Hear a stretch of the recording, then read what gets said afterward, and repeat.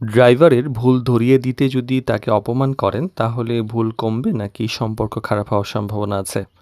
একই ভুল কেউ দেখা যায় বকা দিয়ে ঠিক করেন, আবার কেউ আছেন বুঝিয়ে। কিন্তু কোন পদ্ধতি আসলে সঠিকভাবে কাজ করে? তো ড্রাইভার কিন্তু ভুল করতেই পারেন, কিন্তু ভুলের প্রতিক্রিয়া কেমন হবে সেটা গুরুত্বপূর্ণ। অপমান বা রাগ দিয়ে ভুল ধরিয়ে দিলে অনেক সময় ড্রাইভার ভয় বা ক্ষোভ থেকে কাজ করেন, বরং সমস্যাটা বুঝিয়ে সমাধানের পথ দেখালে পরিবর্তনের সম্ভাবনা বেশি থাকে।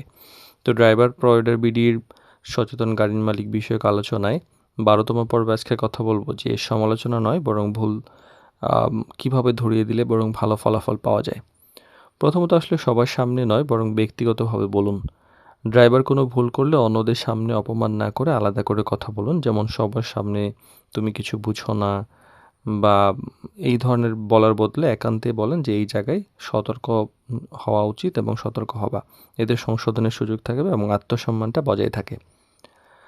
আর মানুষকে নয় বরং ভুলটাকে নিয়ে কথা বলুন। কারণ তুমি সবসময় ভুল করো এভাবে না বলে নিজের আক্রমণ সিচুয়েশনটা তৈরি করা হতে পারে। বরং আজ এই কাজটাতে ভুল হয়েছে, পরের বার যেন এইটা না দেখি বা এইটা যেন এড়ানো যায় সেই চেষ্টা করবা।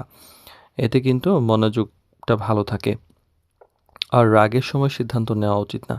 গাড়ির কোনো ক্ষতি হয়েছে বা কোনো ভুল হয়েছে তখন স্বাভাবিকভাবে রাগ হইতে পারে।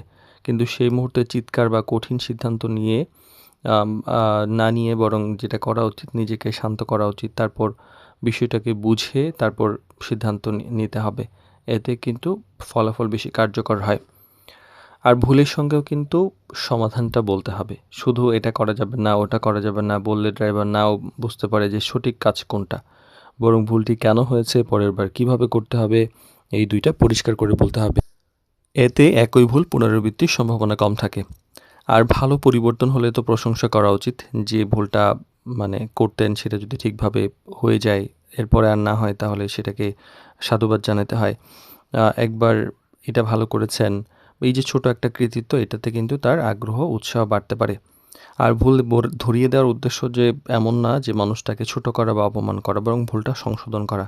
তাই রাগ করে নয় বরং সম্মান, স্পষ্ট সমাধানের পথ যদি দেখান তাহলে পরিবর্তনটা সহজ এবং দ্রুত হবে।